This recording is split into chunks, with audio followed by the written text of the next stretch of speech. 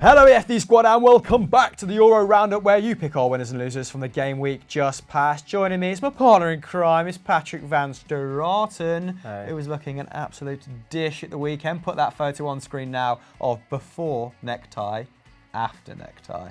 Sure. That's like after midnight, Van Straten. And what does he get up to? You don't want to know.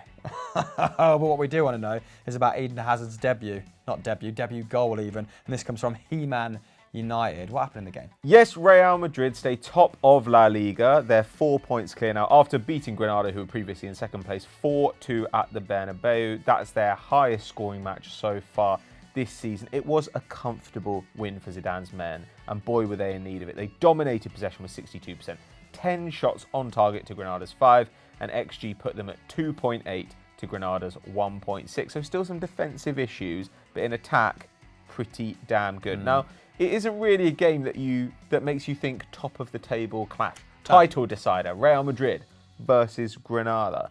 But Real really rose to the occasion anyway. They went 3-0 up before Granada managed to bring it back to 3-2. It looked for a moment like this was going to be another disappointing day, but then a counter-attacking goal from James Rodriguez in the 90th minute made it certain. Luka Modric, a key player, having missed a lot of minutes so far this season, subbed on for Toni Kroos, who's now out with an adductor injury.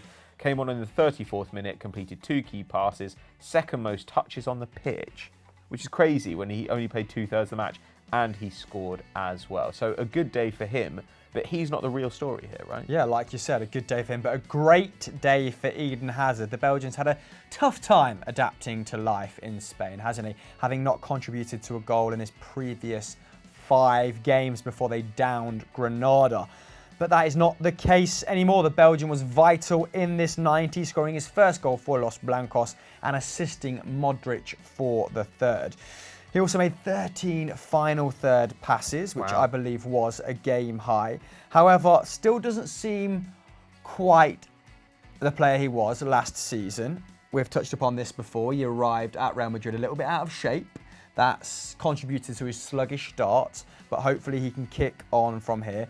He's only averaging 1.3 dribbles per 90, down from 4.2 in the Premier League last campaign. So I don't know if he's been instructed to play in a slightly different way, but he's not winning as many individual battles, is he? That being said, fitness is still an issue, and it's a long season ahead, isn't it? Still has to justify that €150 million price tag, 100 up front, could be 50 in add-ons.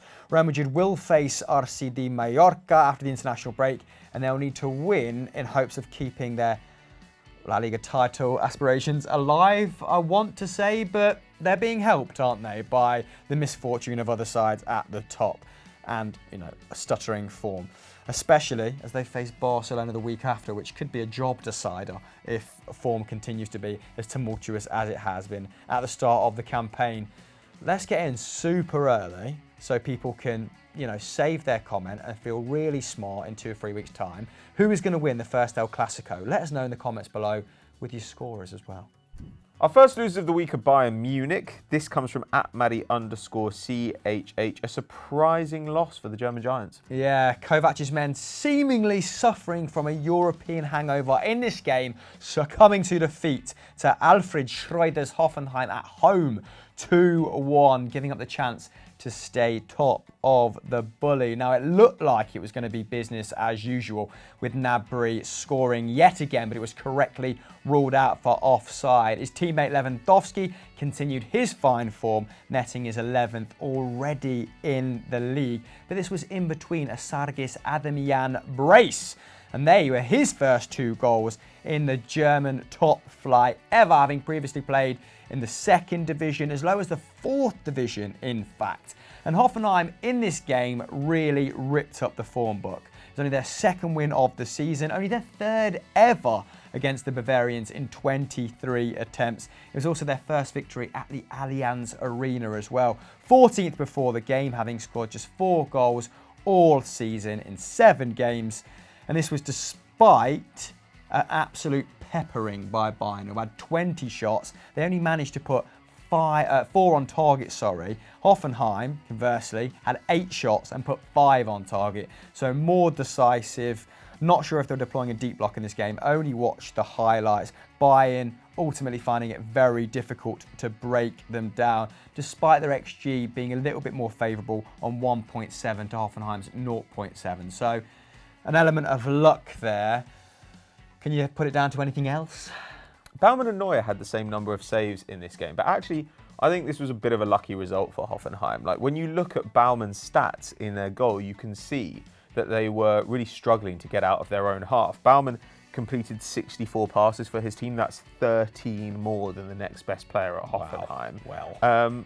Now, at the same time, they were still trying to play their way. Like, none of his passes were longer than 30 yards, and he had an 81% pass accuracy. So you can see that they were trying to stick with playing out from the back, which obviously they did under Nagelsmann, and Schröder has tried to keep that going as well. But I don't know.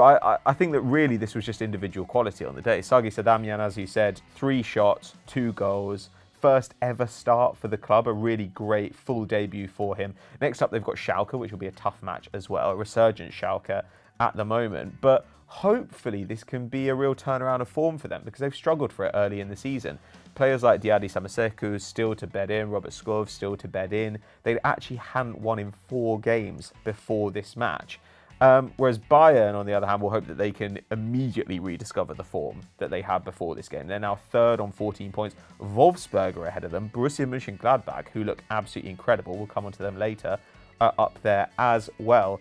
And next up, they've got Augsburg away, which fortunately will be a nice palate cleanser for them. Augsburg have already conceded 19 this season, so enjoy that one, Bayern Munich. But for this week, you're in our losers. This week's lineup is a little bit predictable, but this game was very exciting. We had to put them in to accompany Real Madrid in the winners. It's Barcelona. It comes from Pep M, 1987, because they hammered potential title rival. Yeah, they beat Lopetegui Sevilla 4-0 to stay on Real Madrid's tails. But actually, in truth, this is a little bit of a mixed bag for Barcelona, because some moments of madness left them with 2 red cards near the end of the game. So we'll see what kind of knock-on effect that has going forward. Now, Sevilla going into this match were probably not hugely optimistic despite Barca's bad form. They actually hadn't won at the Camp Nou since 2002 and had shipped 30 goals against them in their last 9 visits there. So not tremendous, but actually acquitted themselves pretty well despite the scoreline. XG had it at 3 to 2.4 in Sevilla's favour. So the fans can count themselves slightly shortchanged to have only seen 4 goals and not to have seen Sevilla get on the score sheet at all. They actually outshot Barcelona, though they had fewer shots on target, 4 to Barca's 8. But really, it was just a little bit of individual quality that made the difference. Luis Suarez opened the scoring with an acrobatic effort. Vidal netted 5 minutes later. In fact, Barca is still yet to lose a Liga game when he has started. And then Ousmane Dembele skilled up pretty much the entire team with a little fake shot in order to get the space to add one of his own. That was Valverde's 300th goal in charge of the club, or the 300th goal during Valverde's time in charge of the club, I should say.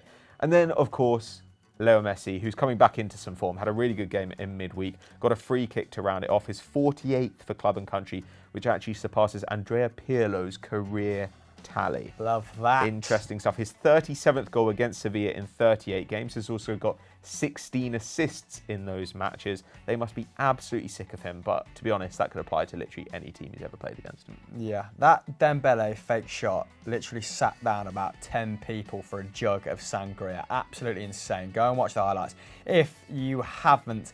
But despite all of those stars shining on the pitch and the emphatic results, the major talking point, Pato, is actually referee Antonio Mathieu Lahoz. Now, Ronald Araujo came on for his debut. 15 minutes later, he was walking down the tunnel after pulling down Chicharito when he was through on goal. And amongst all the chaos, Ousmane Dembele was sent off as well. Now, the Frenchman was already on a yellow. I'm going to stick to the facts here. But apparently insulted the referee, who gave him a straight red card. Now, this seems to be the sticking point, because Lajos's referee report claims that he sent off Dembele due to calling him very bad and gesturing with his arms. Now, that might have warranted a second yellow. I've not seen the incident. I don't know how in the referee's face he got, how vociferously he said that, but a straight red for that sets a very very high bar, doesn't it? A precedent that probably can't be adhered to. And subsequently, he might miss El Clasico, which would be a shame because he just can't string together minutes or good performances, can he? He's really struggling for consistency. This is not going to help his case. Now, Cadena SER claim that he could miss between 2 and 4 games, in fact. So the El Clasico, like we said, and that's not great for Valverde, given that the Grim Reaper seems to be following around pretty incessantly this season. I think 3/4 of the Camp Nou wanted him out in this game, but he's bought himself some more time with this result, I guess. Pretty tough one to take for Lopetegui, like you kind of intimated, Pato. Last 2 visits to the Camp Nou include 31 shots for his sides, netting just once, whereas Barcelona have replied with 28 shots and put up 9 goals.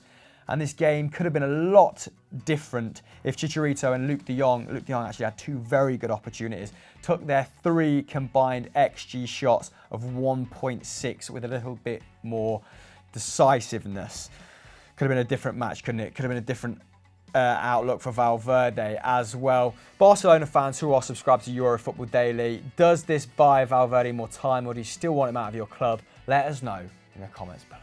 Second and final losers are Inter Milan. This comes from @ChrisMI3000. What happened to Inter? Oh, I think we all know. Conte's perfect start has gone, hasn't it? Fell to their first defeat of the league campaign in the Derby d'Italia, losing 2-1 to Juventus. Now, Juve scored with virtually their first attack of the game.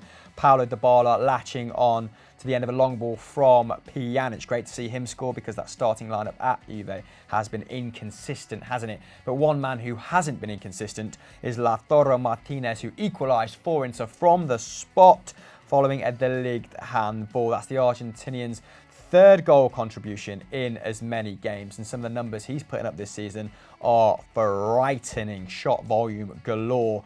But the winner came from Gonzalo Higuain, and Sarri seems to be the Higuain whisperer, doesn't he? He's getting the best out of him once again, despite the fact it looked like he was finished after that stint at Chelsea and Milan. He came on as a second half sub, calmly stroking home Bentancur's pass with 10 minutes left on the clock. Both teams had really good chances throughout, so Ronaldo hit the post and had 1 goal disallowed for a marginal offside, while Szczesny saved from Vecino, and Inter fans were trying to ship Vecino to every club possible following this game on Twitter from very close range. Inter had 10 shots compared to Juve's very healthy 18, but XG was actually in their favour, so they produced higher quality chances with 1.54 to 1.22 in the net at Suri's favour. Martinez continues to perform, like I said, 4 shots, all on target in this game, 3 dribbles, 2 aerial duels won, and 2 tackles and interceptions to boot, which is pretty good considering he's normally the most advanced player, isn't he? Yeah, this was really like the past and the future of the Argentine national team in this match, all Argentine scorers. And anyway, as a result of this victory, Juve move up to the top of the table for the very first time this season. And another first time was Paulo Dybala getting on the pitch for a big match, starting the game, and repaid Sarri's faith in him. We said all along that he seemed like a Sarri player, and in this match, 5 shots, 1 goal, 91% pass accuracy, a dribble as well. Would have had an assist if it weren't for that marginal offside call. But he didn't win the Man of the Match award. It was given to Cristiano Ronaldo. 7 shots, 38 of his 40 passes finding their target, and 4 dribbles with a 100% completion rate. So decent from him, but Matthijs de Ligt, not quite so good. It's still a bit of a ropey start to his career there. He didn't win a single aerial duel in this match, made just 2 interceptions, completed 2 out of 5 tackles. That's a 40% success rate, which is pretty poor when you're often the last man. Anyway, after the international break, Inter go off to Sassuolo. Juve host Bologna, who've been flying in attack so far this season.